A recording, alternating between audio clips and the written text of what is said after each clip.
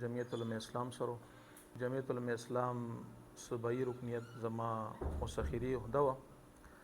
دې نه مخکې زه په ضلع او تحصیل باندې چې کوم دی همیشه پاتې شوی یم.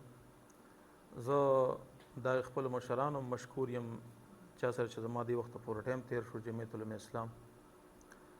خو بیا څه بعضې زمونږ خپل مطلب سیاسي څه بعضې خبرې اترې داسې رالي د هغې په وجه باندې چې کوم دی نو ما استعفا وکړه جمعیت علماء اسلام نه.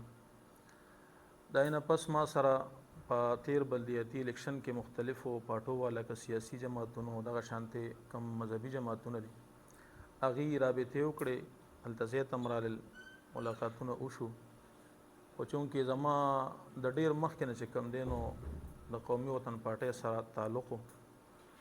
دا زما کم ملګري عطا الله خان صاحب او دغه شانتې ارباب صاحب دا نور ملګري دي د ډېر ټیم نه ما سره چې کوم دی نو رابطه کې و تعلق و.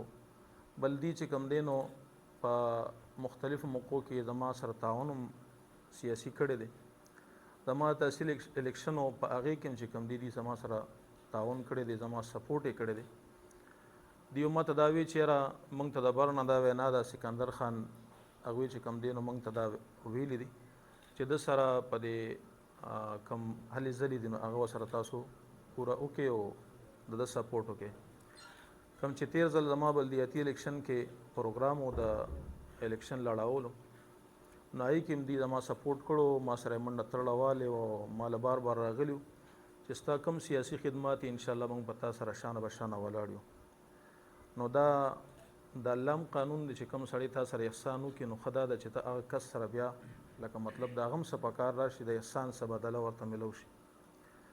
نو زما د دغه ملګرو زه شکریا ادا کوم چې دوی زما او د دې سیاسي پارټي بدله وه خو دوی چې کوم دی نو ما سره زما برابر سپورټ کړی دی ما سره یې منډه تړله والې ده.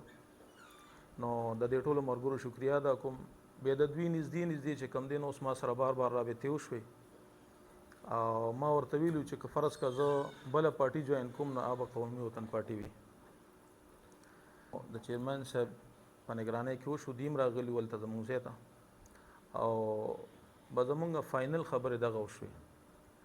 نو زه دې ټولو ملګرو شکریا ادا کوم دوی چې کوم دی نو په دې کې غټ کردار او دوی د دې پارټۍ ته د راوستو دپاره چې کوم دی نو ما سره مختلفو موقعو کې خبرې اترې کړي دي ملاقاتونه یې کړي دي. زه ستاسو د ټولو راغلي کوم ملګري یې د دې شکریا ادا کوم او همدې پریس کانفرنس ته تاسو راغلی او نن چې کوم دی نو زه باقاعده طور په قومي وطن پارټۍ کې د شمولیت اعلان کوم.